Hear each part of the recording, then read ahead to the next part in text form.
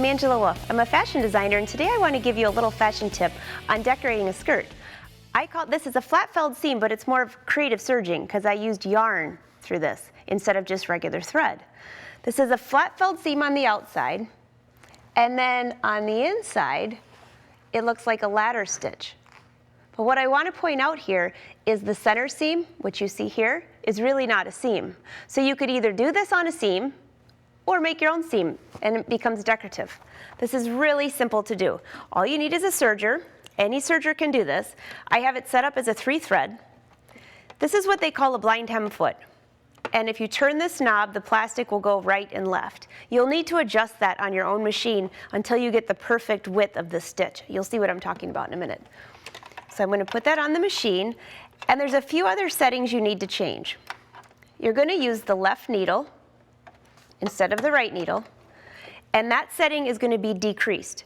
I've decreased mine by 2 numbers.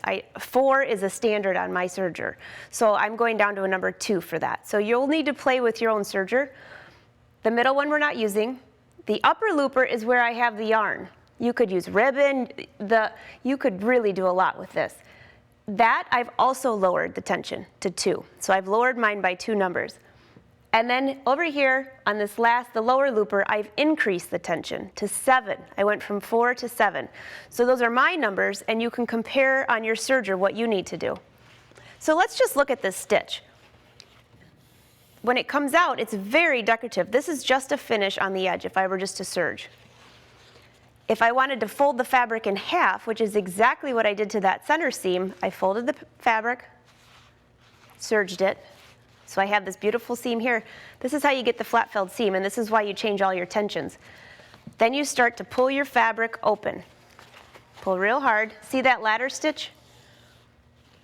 And I'll pull even harder, and I might even loosen the tension a little bit more. This is a thick fabric, but that's how you just play with the numbers until you get it perfect. But once that lays flat, you have this. So on an outfit, you could actually take this and make lines anywhere you want. Like on this, you could just kind of do that, make another line, fold it, and do this stitch. I like to call this the patchwork skirt because you could use different fabrics, scraps of fabric, and piece it together with something fun like this. So here's our stitch. There's a ladder stitch. Use either side, but the ribbon for this flat felled is great. So I'm just going to take this fabric, I'm folding it in half, which is exactly what you would do. You really don't need to disengage the knife because this plastic covers your fabric. So the fold is going to go up against this plastic. The one tip on this though, I would really suggest serging at a slow speed with that yarn, and make sure you test your stitch, by the way, because sometimes it can cause problems. So my fold is pushed up against here, and if you notice that the stitch should be half on the fabric and half off the fabric. It looks totally wrong. Like you look at that and say, that is not what I'm supposed to be doing. And let's see.